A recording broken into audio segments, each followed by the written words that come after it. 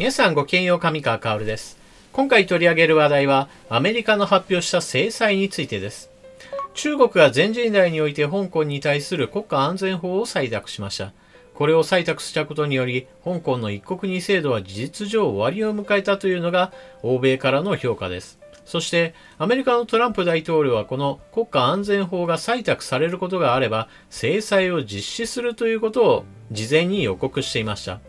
私は一つ前の動画において、トランプ大統領が、では実際どれほどの制裁を行うか、要注目だという話をしたわけですが、今回の制裁の中身というものを簡単にまとめると、まず第一に香港に対する優遇の取り消しを実施に向けて手続きを開始しました。そして中国の当局者に対する制裁、そして次にアメリカの本国に戻って中国からやってきている留学生などについてのビザの取り消し、そして中国の企業に対する徹底的な調査といったものが制裁の中身となっています。そして同時に発表されたのが、中国の影響下にあると言われている WHO に対する資金の供給停止です。今回の制裁がどれほどの効果を持つのか、そして今後の影響などについて後半で私の考えを述べていきます。それでは今回の関連ニュースをどうぞ。トランプ大統領、香港の優遇措置停止へ、米中対立さらに深刻化も。アメリカのトランプ大統領は香港への統制を強める中国への対抗措置として、香港に認めてきた貿易などの優遇措置を停止し、当局者に制裁を科す方針を発表しました。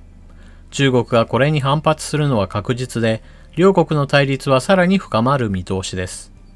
トランプ大統領は29日、ホワイトハウスで中国政策について会見し、中国が香港で反政府的な動きを取り締まる国家安全法制の導入を決めたことについて、一国二制度、一国一制度に変えたと批判しました。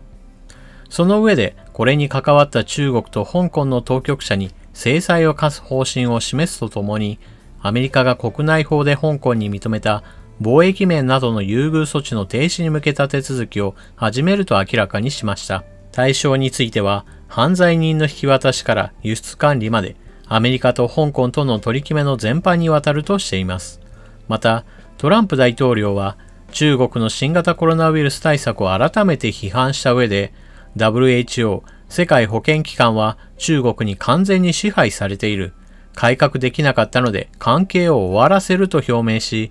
WHO に拠出している資金を別の目的に充てる考えを明らかにしました。さらに、長年中国政府は産業スパイ行為をしてきたとして、中国からの留学生の入国を制限するよう命じるとともに、アメリカで上場する中国企業を調査する考えを示し、中国との対決姿勢を鮮明にしました。ただ、具体的にいつ、どのように実行に移すかには言及しませんでした。トランプ大統領は秋の大統領選挙を念頭に、中国に強硬姿勢を示すことで、新型コロナウイルスへの対応などで、自らに向けられた批判をかわす狙いがあるとみられますが、今回打ち出した措置が実行されれば、中国だけでなく、香港の市民やアメリカ企業にも影響が及ぶ可能性があります。中国は対抗措置も辞さない構えで、米中の対立はさらに深まる見通しです。安保理、香港問題で米中が激しく対立。国連の安全保障理事会で中国の香港に関する政策を議題にした非公式の緊急会合が開かれ、アメリカが中国の国際法違反を許すべきではないとして各国の支持を求めたのに対して、中国は香港は内政問題であり、安保理の議題ではないと反論して激しく対立しました。EU、重大な懸念表明も対中制裁は否定。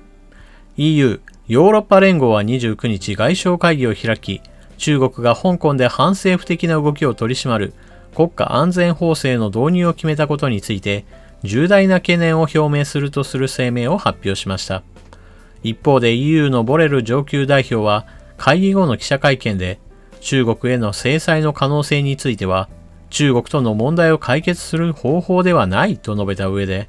会議で制裁に言及したのは27カ国中1カ国だけだったことを明らかにしました。また、中国が重要であることに疑いの余地はなく、我々の利益に基づいて今後も中国との関係を続けていくと述べ、アメリカと中国の対立が激化する中で、アメリカとは一線を画し、気候変動や貿易などで中国と協力していく考えも示しました。米英首脳、対中で緊密協力。トランプ大統領とイギリスのジョンソン首相は29日、電話で会談し、中国が香港への国家安全法制の導入を決めたことなどについて意見を交わしました。両首脳は、香港の返還の際に、イギリスと中国との間で確認した共同声明を弱体化させるような中国の行為に対し、両国が緊密に協力していくことで合意しました。数日時間は遡りますが、台湾ではこのような動きが起こっています。台湾蔡総統、香港からの移住支援を表明。台湾の蔡英文総統は27日、香港人の台湾への移住を支援すると表明した。香港人が台湾で一般の居留許可を得るには、台湾で600万台湾ドル、約2200万円以上の投資を行うなどの条件をクリアする必要がある。こうした条件を再考し、受け入れをしやすくする。香港では2019年6月から政府への抗議活動が激化し、台湾など海外への移住希望者が増えた。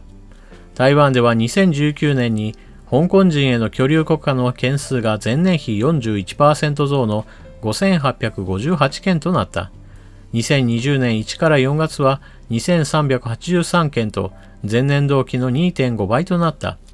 なお情報を追記しておくと香港の人口は約750万人です。今回発表された制裁に対する評価をするとすれば非常に手堅い内容だったなと思います。非常に踏み込んだ内容であれば、例えば中国に対する制裁関税を上乗せするといったようなことができたわけですが、そういったことは言及されていません。今回発表されたのは、まず第一に香港に対する優遇を取り消しますよ。そして国家安全法に関わった当局者についての制裁をしますよ。それに加えてアメリカ本国に話は戻り、中国からやってきている一部の留学生についてのビザを取り消し、そして進出してきている中国企業に対する調査を徹底するといった内容が主でした。これらの制裁というのは中国に対するダメージを徐々に蓄積させるようなボディーブローのような政策だとも言えます。なお、香港に対する優遇の取り消しなどですが、トランプ大統領が言っているのは手続きを開始しますよというのであって、即時に全ての優遇をやめますといった話ではありません。というのも、香港という場所は中国にとってもアメリカにとっても中間的な役割を持っており、優遇を全て取り消してしまうと、アメリカの側にとっても非常に大きなダメージが即時に発生してしまいます。香港に進出しているアメリカの企業は1300社、そしてそこで雇用されている人々は10万人と言われています。このように多くの会社が進出して、しかもそれらの企業というものは、いわゆるアジアにおける中心的な役割を持っているオフィスが多いのです。そのような場所ですから、いきなり優遇を明日からやめますといったような話をすれば、それはアメリカにとっても大きなダメージとなり、いきなりはできないのです。そのためにトランプ大統領は徐々に優遇を取り消していきますよということを予告して、アメリカの企業などに対して順次撤退をすることを暗に示しているのです。そして香港に対する優遇がだんだんとなくなってくるということは、それは中国本土と同じになることを意味します。そのことによって欧米の企業は、じゃあ香港にいる意味はないのではないかと考えて順次撤退していく方向に進むのは間違いありません。その中において非常に重要なところがあります。それは金融関係の会社が撤退するかどうかです。香港はアジアにおける金融センターの非常に大きな一角を占めています。中国の元、香港のドル、そして米ドル、この3つの通貨というものを順次変換していく役割を果たしていました。そしてアメリカから中国に投資する際の窓口としても機能していましたし、そして中国の側から欧米に対する投資をするときも香港を経由することがありました。そのような間の役割を持っていたわけです。アメリカが香港に対する優遇を取り消していて、中国本土と何ら変わりがないのであれば、この金融センターとしての価値は失われていきます。そして中国の元というのは世界市場においては弱い通貨です。世界の金融市場においても貿易の面においても米ドルが基軸通貨として非常に強い位置を持っており、元とは全く比べようがありません。中国にとって非常に使い勝手のいい位置にあった香港というものが金融センターとしての機能を失っていくことは見かけ以上に大きなダメージを中国に与えることになるのです。そして時間はかかっても大きなダメージとなるのが、アメリカの市場そのものから中国企業を追い出してしまおうという試みです。